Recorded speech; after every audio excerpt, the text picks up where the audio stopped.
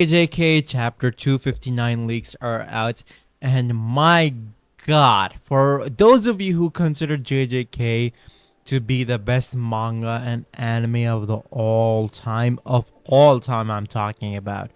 I mean, like, what can you really say? You cannot even defend JJK at this point, right? Because Sukuna is pulling everything out of his ass by saying that it's a binding vow. Like, I'm seriously contemplating if Sukuna is, some kind of real character in, real life. Maybe he's giving Gege something he wants in order to, get the story according to him. I seriously think that's happening because that's how the story is fucking going on right now, right? First of all, Chozo dies. Let's just get that clear. R.I.P. His brother. But let's start with the chapter, okay? So the chapter begins with Yuji, Chozo, and Kamo.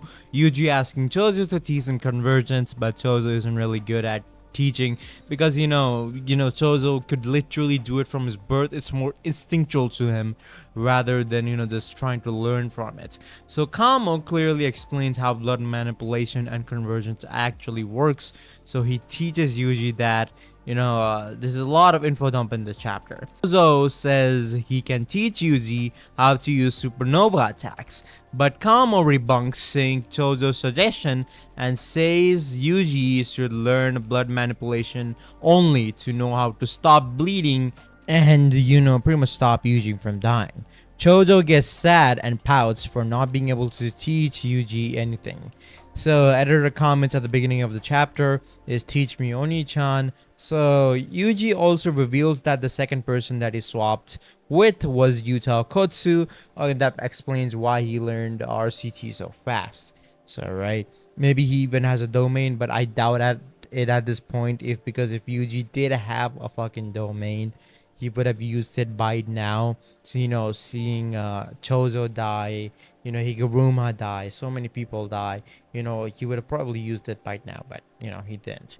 So only by going through cooking processes of both dismantle and cleave will the door to Kamino opens. It lacks the speed relative to its fire and has a narrator effect range.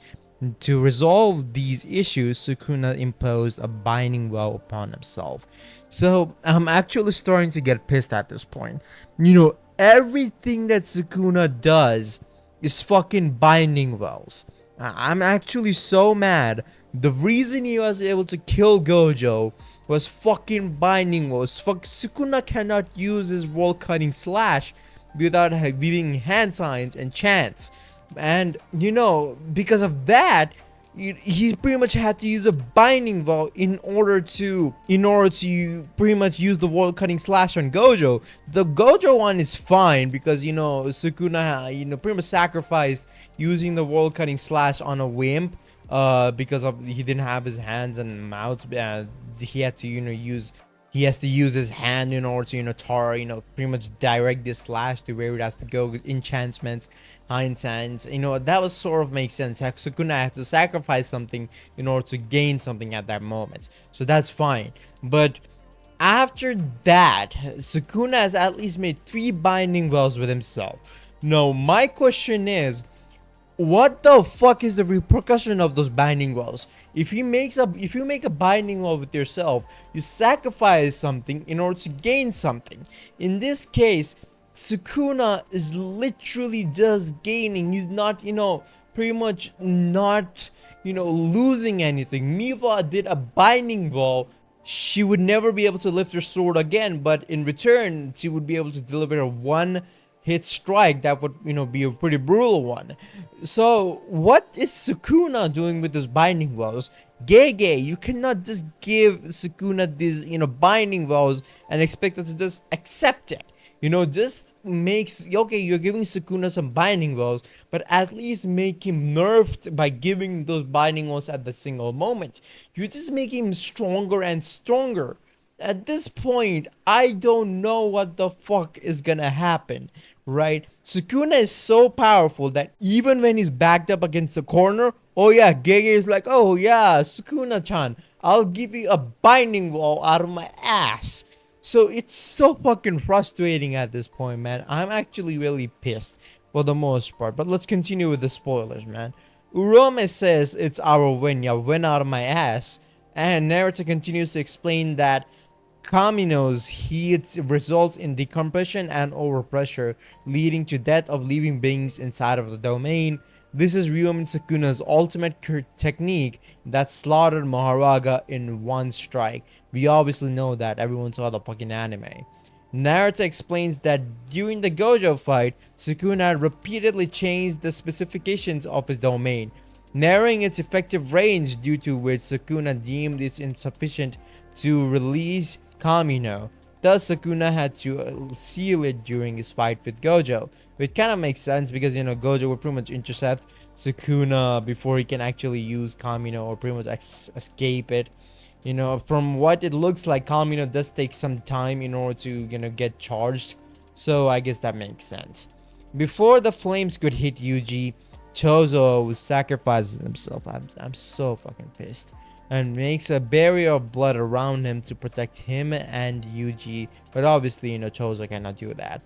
Chozo slowly dies as he says, "I'm sorry for being a useless during our training." This is so sad, man. Like, this is so fucked at so many levels. Chozo, Yuji have a conversation, and Chozo says, "I'm sorry for being useless during our training. I'm the type who does it on instinct." It's so fucking sad. Yuji and Chozo are in their imaginary soul world. Chozo compliments Yuji for learning RCT faster than him. Yuji says it's due to Sukuna using his body did he achieve it. But Chozo says it's okay. Little brothers are meant to surpass their older brothers. Yuji scolds Chozo and says that you cannot disappear. Chozo, right, I need to apologize to Tsukumo too. Chozo again says, "Sorry, Yuji, I'm leaving you all alone again." Yuji who says again, "You were always by my side when times were toughest. That's more than enough." So, this is so sad. This kind of reminds me of Luffy saying goodbye to Ace. It's so sad. Chozo says, right. Then we see Chozo being pushed to the light. "Big bro, are you there?" "Chozo, I'm right here." Keniju says, "Big brother, I'm cold." Chozo says, "It's all right, let's talk." And then Chozo says, "If we walk together, we'll forget about the cold. The 150 years we experienced was only a few days for Yuji." Back to reality, Chozo departs his final words. "Thank you, Yuji, for becoming my brother."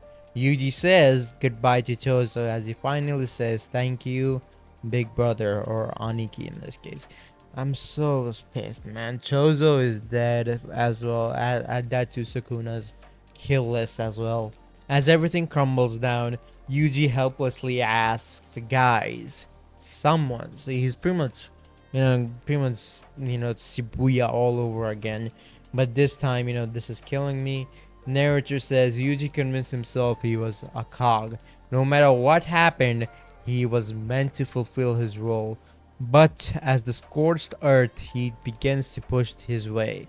He took the foundation of his resolve, the resolve to repay his brother who had sacrificed his life to protect him. It pretty much shook his resolve. This is sad as it gets, man.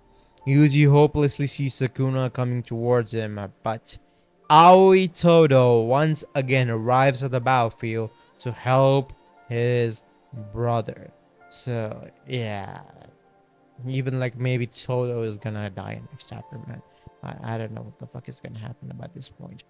Todo and Mimi it's a flashback, by the way. Todo and Mimi plans on how to rescue people trapped inside Sukuna's domain. By using Mimi's crow and Todo's boogie woogie, they can get people outside. Since Sukuna's domain instantly kills, Todo can't guarantee their lives, but it's a good try. Then another spoiler, Mimi says since Todo will be outside of Sukuna's domain, he has to expand his curse techniques range by a lot. So she asks him, can you really do it with those arms? Since Todo's arms are cut off. Todo says he's not really sure of succeeding, but he says he can feel the heart beat a boogie woogie. But Todo says that he can let Yuji know of their plans. Yuji and Sukuna were two souls in one body, even though it's in the past. It's the connection itself is strong, so there's a possibility of the pans unknowingly being spilled to Sukuna, which absolutely doesn't make any fucking sense. Because, like, if it really did make sense, Sukuna should know every single plan that happens in life except for this one. Sukuna should know every single plan that they did except for this one, which was, the entire thing with Higuruma, the entire thing with Yuta, and the entire thing known by Maki. All of these things he should have known, but obviously Sukuna didn't know it. So this is kind of stupid for Todo to say, but again, it's fine, whatever. Maybe Todo will do a binding wall or something fucking stupid. Naruto says even Todo was uncertain of his ally's safety and couldn't manage to move Chozo and Yuji out of because both of them were at the center of the domain. He couldn't explain this all to Yuji, so Todo tries to encourage him by saying, "I'm sorry, brother, but they're probably all right." By others, he mean the other sorcerers, right? Yuji tries to stealth his resolve by thinking other sorcerers probably all right, and he has to believe in Todo for now. Yuji and Todo rush towards Sukuna as the narrative reveals that Sukuna is now at the state where it is difficult to use his curse technique and after the domain expansion. And the comments at the end of the chapter, the path of victory linked by the brothers, no break next week. So at least there's no break next week, which is a good thing.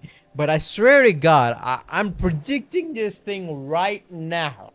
I'm predicting it right now. Sukuna is gonna make a binding vow to himself and bring back his curse technique. I swear to God, that's what's gonna happen. I'm predicting this right now. And if it does happen, then Gege, you're ruining your fucking story. I swear to God, Sukuna should have died a long time ago, according to plans that the others had did. Sukuna should have been dead. The merger of the Tengen should have been started by now. Uraume should have been dead. And the merger, the thing that merger would form, should be the main enemy right now. You're literally dragging on the story. Not only are you dragging on the story, you're giving Sukuna such a level of plot armor that I have not seen even the protagonists of some of the animes that I watch getting. Even Ichigo, Luffy, Goku, Naruto, even they didn't have this kind of plot armor with them that you're giving Sukuna at this point. And they are fucking they're the fucking protagonists of their show. It's fine if they get plot armor, but you're giving the antagonist all the plot armor that he needs. It's just so fucking stupid, man. At this point, I don't generally know what to say. Chozo is dead. I guarantee that Todo is gonna die as well. By this point, everyone is gonna fucking die. Since, Gege does take a little bit of inspiration, but Akame got killed. So, maybe he's trying to get a similar ending by fucking killing everyone. But the thing with Akame got killed was a fucking seinen anime. It was not a fucking shonen anime. Gege, this is a fucking shonen anime. Treat it like a fucking shonen anime. I swear to God, I'm gonna come to Japan specifically for you, and I'm gonna say it to your face. You need to stop. So again, no hate, okay? No hate. Gege can do whatever the fuck he wants from the story. It's fine, right? It's his story. He can do whatever the hell he wants. But you have to think about the fans at least a little bit, right? You're gonna give fans this trauma of their lifetime and at least make sense of something. Don't ruin your own power scaling of your own verse. Don't do that, Gege. Please. I'm begging you, because JJK's power system is one of my favorites, and you're just fucking ruining it. And if Sukuna can do these many binding walls, why the fuck cannot Gojo do them? If Sukuna can do these many binding walls, why the fuck can Gojo not do them? Why the fuck did Gojo not put a binding wall in himself and said, okay, I put a binding wall on myself that I would be able to use fucking infinite void? Okay, putting a binding wall on myself, and he would be able to use Infinite Void and fucking kill Sukuna. Why the fuck was that not the case? Why the fuck did Gojo? I'm pretty much sure that Gojo was like, okay, I have pretty much 50% chance of dying in this battle. Like Gojo was pretty sure that this would be one of his greatest fights of all time.